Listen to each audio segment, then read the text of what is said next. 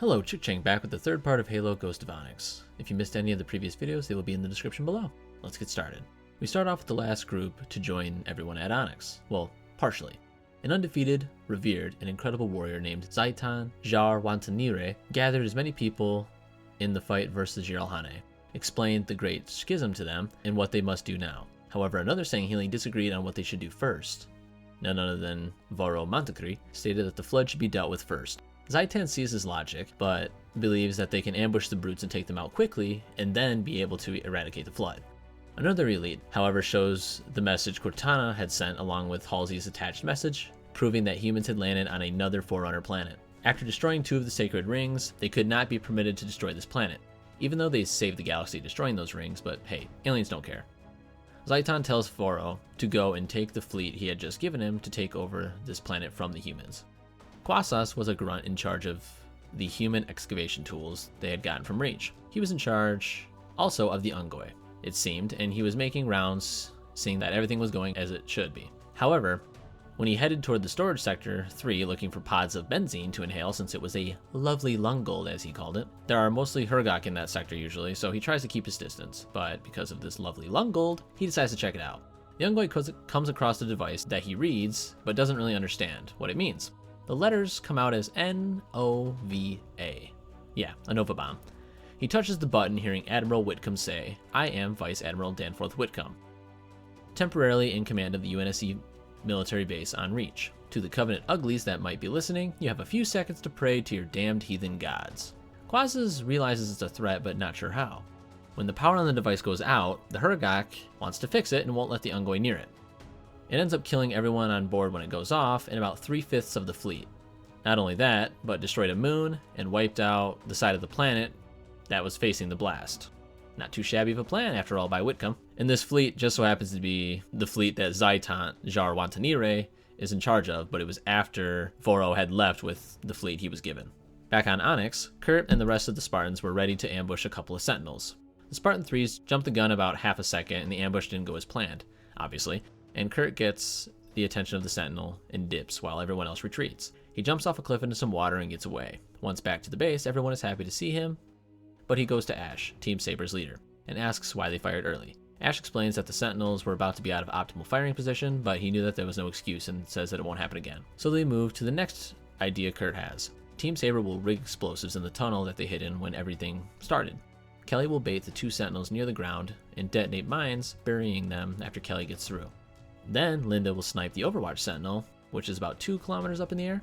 At the same time, missiles from the Spankers will collide, dropping the shields. After Team Saber leaves to set up, Kelly voices her opinion on the Spartan 3s, that they will get them killed and they act like they have something to prove. Kurt explains the augmentations, the aggression response ones per Mendez's suggestion. Kelly asks if that's what's making them twitchy. Kurt's a little salty and says that nobody's twitchy, but after a few seconds he agrees. Then he admits that he needs their help to make sure that they stay in line and survive. They all agree. Halsey chips in, wanting to know more about the augmentation, but Kurt tells her later. When she insists, Fred agrees with Kurt and then tells her that she's in no position to insist anything after leaving with Kelly. Kurt decides to clarify who's in command to get Halsey out of the picture, showing everyone that he was actually an officer, and they all look to him with respect. They go through with the plan, but Kelly wasn't able to completely clear the exit of the tunnel before the explosives were detonated, sending her flying into a rock and eventually landing on the shore.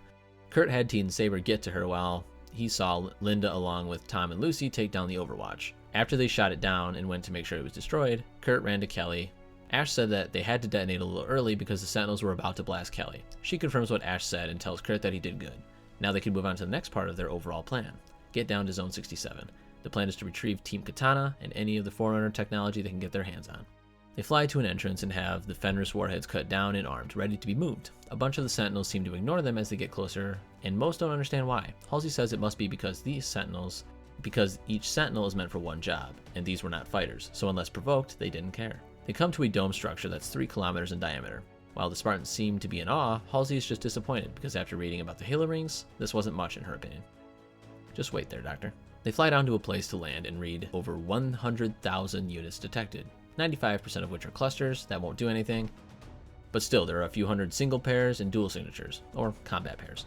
Kelly wonders if maybe they are being led into a trap, but Kurt has a hunch that they wouldn't do that just to destroy their own city. So Kelly lands and everyone disembarks the dropship.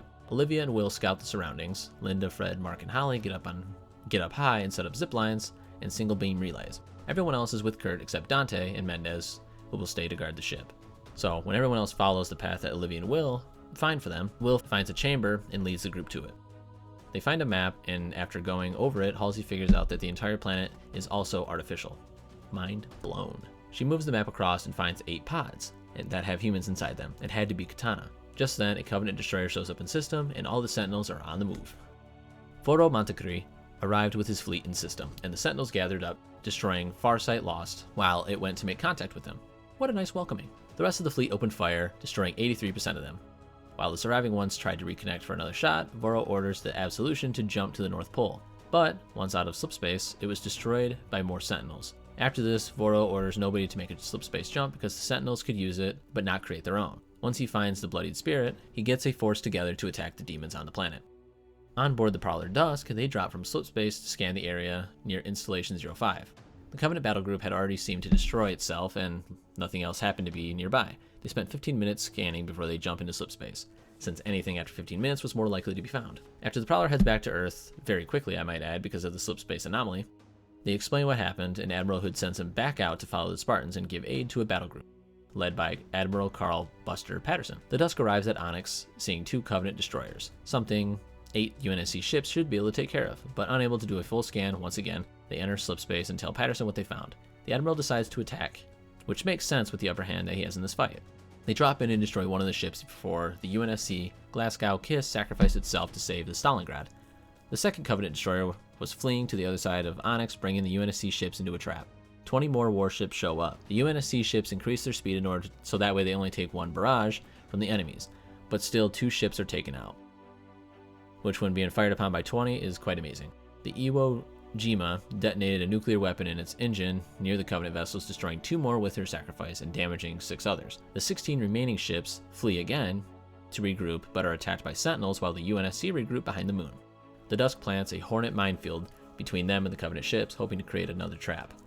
Endless Summer also tries to make contact with the UNSC in the area. The battle group was not in range of the signal, but Lash replies with identity and that they are listening. Kurt talks with Halsey, telling her to find a way to Katana if she can. She says that there's something she needs to figure out, and Kurt tells Will to keep her on track, and then heads topside to see what's going on. The Covenant eventually come down, invading, and a battle ensues. Fred dives from cover to block a Hunter's shot from destroying the dropship, but takes him out of the fight. Dante and Lucy grab him and get him out of the line of fire, Dante getting nicked by a plasma bolt before the elites are taken out. Dante detonates the explosives he planted on the dome, causing rubble to fall on the unsuspecting Covenant below. They make their way to the chamber where Kelly and Will are guarding. Dante comes in the rear and tells Kurt he thinks he was hit, then dies. Turns out that plasma shot caused 2nd and 3rd degree burns on his chest, melting away his armor. But even worse, there were about 6 needle shards that had detonated, exposing his ribs. The conflicting augmentation had done its purpose, keeping Dante on his feet when he should have been unconscious. Kurt feels that it would have been easy to blame Parangoski or Ackerson for the death of all his Spartans. They were created essentially to die after all, but feels that he was at fault since he went along with it and he was in charge of training them. They regroup with Halsey, who's still going over the hieroglyphics of the chamber, and confirms that Onyx is a shield world, while Halo is the sword, and there is room in the center of the planet that they could use as an exit.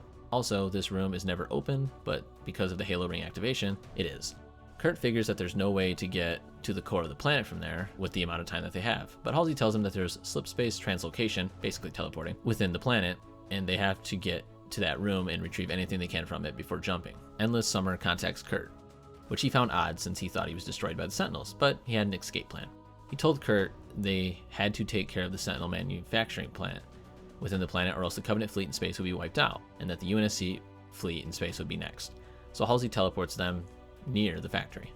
After getting nearby, they don't know how to take out all 3 crystal energy emitters to permanently stop the production of the Sentinels. Ash comes up with an idea of using the Sentinels themselves to destroy the emitters, all being rabbits, forcing them to chase them, and when they would fire upon the Spartans, they avoid the blast that connects with the crystals. They are able to do this and all separately by being teleported in teams to each different emitter and getting them destroyed. Once all regrouped, they make their way to Team Katana. Back aboard the Dusk after placing the mines and moving off in stealth to watch, the battle group shot at the Covenant fleet to get them to chase. They move right into the minefield, destroying all but 4 destroyers. UNSC ships move in and attack with a vengeance, destroying 2 of them and continuing to chase the other 2. Everyone on the Prowler was feeling hopeful. They had fought 2 impossible battles back to back and won, but it was short-lived. 31 additional Covenant ships show up from slipspace and decimate the rest of the human ships. All hope lost. And all the Dust could do was sit and watch. Any movement now would get them killed.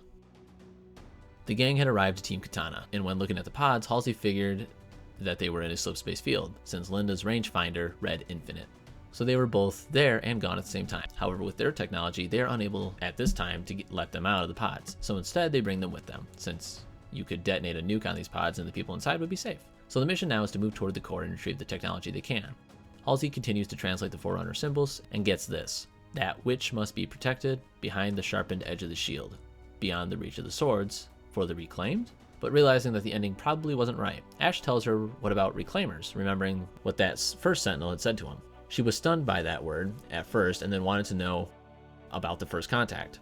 Ash explains it all and she says everything makes sense. Kurt had had enough of this and orders everyone to load the pods onto the translocation pad to be ready to teleport. Kurt asks Halsey what's in the core since she has to know. She tells him that she couldn't possibly know, but there is something that she isn't telling him, and he won't risk lives without knowing everything. The doctor decides to bargain, telling him that she wants to know about the augmentations, but Kurt won't budge, so Halsey just crosses her arms. Eventually, Kurt just explains the drugs, because it'll be a lot faster, and the side effects, along with what happened to Alpha and Beta Company. Halsey tells him she understands why he would risk an outlawed protocol trying to do everything he can to protect his Spartans. She then tells him that she's there to find the other Spartans and escape away from the Covenant, believing that UNSC stood no chance of winning this war. The Covenant was one thing, but the Flood being added in was just too much to handle. That doesn't age well. Basically, coming across all the Forerunner tech was just a happy accident. So in the end, they get on the platform and head to the core of the planet from there. With about 40 minutes left till the door closes for good. They teleport to the core of the planet and some Spartans scout around, while the rest follow Halsey to the core room antechamber, at the top of a staircase in a hill that happens to be at the center of a very large room that they arrived in. Once they realize the Covenant are on their way, they get to the top of it and fortify it the best they can, Kelly setting up mines along the stairs, while everyone else gets the pods to the top and prepared to face the incoming enemies. Voro Montecristi is getting ready to attack, happy to have incredibly skilled warriors, but wished he had an infiltrator to scout. Also, having 3 let go low pairs gave him a ton of confidence, since he had never seen them lose in battle. Once everyone is ready to attack, Voro orders the first wave to go and do just that, which is a line of grunts to buy time to set up mortars. The grunts move in on the Spartans, getting killed quite easily. 20 minutes left until the room is closed for good.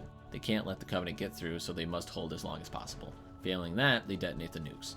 Linda, Ash, and Holly sniped the grunts trying to set up mortars in the back, while the 200 other grunts charged forward. Once they were close, they just gunned them down from a higher position, and being Spartans, the grunts are no match. Unfortunately, the doctor hasn't figured out a way to speed up the closing of the door, so Kurt wants to wait as long as possible, guaranteeing the enemies don't get through. The second wave then attacked. Elites with shield, arm guards, and hunter pairs pushed forward. They fire on them until they get close, then wait for them to be around the mines and detonate them, killing many elites and stunning the hunter pairs. Kurt throws a plasma nade at it and detonates in the abdomen of the hunter, killing it. His bond brother, filled with rage, hides behind its shield while Olivia and Ash fire on it with Kurt.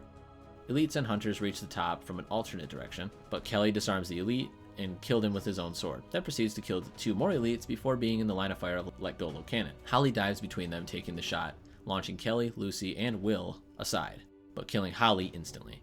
Kurt was stunned, but rushes the hunter so it can't kill them. One of them turns, cutting into Kurt's solar plexus with its shield. Kurt drops on his knees, waiting to be crushed by the hunter, when Linda shoots it in its exposed back, but it stayed standing. Just then, Will comes out of nowhere, tackling it, launching them and his bond brother back down to the bottom of the stairs. Kurt is able to stand and move to the edge to witness Will fighting 2 hunters in hand-to-hand combat, and winning, dodging the shields and punching the exposed regions. He had killed the one, and when turning to fight the other, it shot him with his cannon, killing him. At least he went out like a badass. Fred fires a spanker missile at the hunter, killing it and launching elites to the side. The fighting stops for a moment, and everyone takes a little bit of time to realize what they had going on. 2 Spartans had died in a matter of seconds. Then realizing that what they had been fighting wasn't even the main force, 100 more elites were heading towards them, and with a golden leader in the front. Halsey walks to Kurt, telling him he badly needs medical attention or else he will die soon. He tells her it can wait, and once they were safe, she could do whatever she wanted. After some more time, he decides that Team Saber and Mendez and Halsey should go through the portal first, to keep the rest of Team Saber safe, and scout out ahead looking for technology that they desperately need. They take the pods with them, along with Will and Dante. Once they were gone, he tells Fred that he's in charge now, promoting him to the Lieutenant Junior grade. Fred doesn't understand at first, and Kelly tells Kurt that they are not losing him again. Kurt assures them that they're not going to lose him. He's just going to rig the nukes for the Sangheili charging them. Then they leave through the portal as well. That just left Tom and Lucy. Kurt tries to get them to leave, but they would rather receive a court-martial than leave him. He understands and asks how much ammo they have left so they can pull it together. When Tom looks down, Kurt knocks him out and forces them to leave through the portal. Lucy tries to say something, but no words could be said. Kurt says goodbye and they leave. He sets the nukes for detonation and is shot by an elite sniper. All the Sangheili just seem to walk by him as he is no longer a threat. Voro meets Kurt face to face, and after telling his fellow soldiers that they had finally won, Kurt says he still has to get through him. Voro shows disdain towards Kurt, but also seems to respect him as a warrior. Voro then tells Kurt that he will die while they follow the path. Kurt laughs and tells him that Spartans never die, before pushing the detonation on his gauntlet. The one thing about this whole section that bothers me the most is the fact that Kurt could have probably survived this, and potentially others could have too, if he had just worn his damn Mjolnir armor. Dante more than likely still dies because of what he does, as would Holly, but Will died protecting him, since he got shot in the chest. If he had been wearing better armor, A, he might have dodged it outright, or at least taken much less damage. B, Will doesn't have to get himself killed trying to save him. So in the end, it makes a better story the way it went, I guess, but his logic in the first place for not wearing the 100% better armor was stupid, especially since the stealthiness, they didn't really use it. Richard Lash witnessed signals of human nukes detonating when above the planet. Then the planet Onyx explodes into trillions of sentinels that destroyed the rest of the Covenant fleet. They then dip out and head back to Earth, avoid getting killed themselves. Meanwhile, the surviving Spartans that made it inside the shield world were still alive. They bury William and Dante and take the time to mourn their comrades. After, Halsey explains to them that they are in a Dyson sphere, and the surface area of the location they are in is estimated to be about 150 million kilometers, or the distance that Earth travels in orbit around the sun. So it's a very large area to cover. But they couldn't dishonor those who had died recently by doing nothing, so they decided to try and figure out how to get Team Katana out of the slipspace pods, then find the technology that they need that can help them win the war, and eventually figure out how to get off planet, hopefully. In the end, Kelly welcomes Team Saber to Blue Team. After all, they will make a very great team. And that is the end of Halo Ghost of Onyx. Hope you enjoyed the summary, and if you have any questions or comments, leave them down below. I'll do my best to answer everyone. I'll be doing a summary of Halo 2 and 3 next to sort of put an end to the main story surrounding Blue Team and John. Then we will be back to the novels. Have a great day. Chickchang out.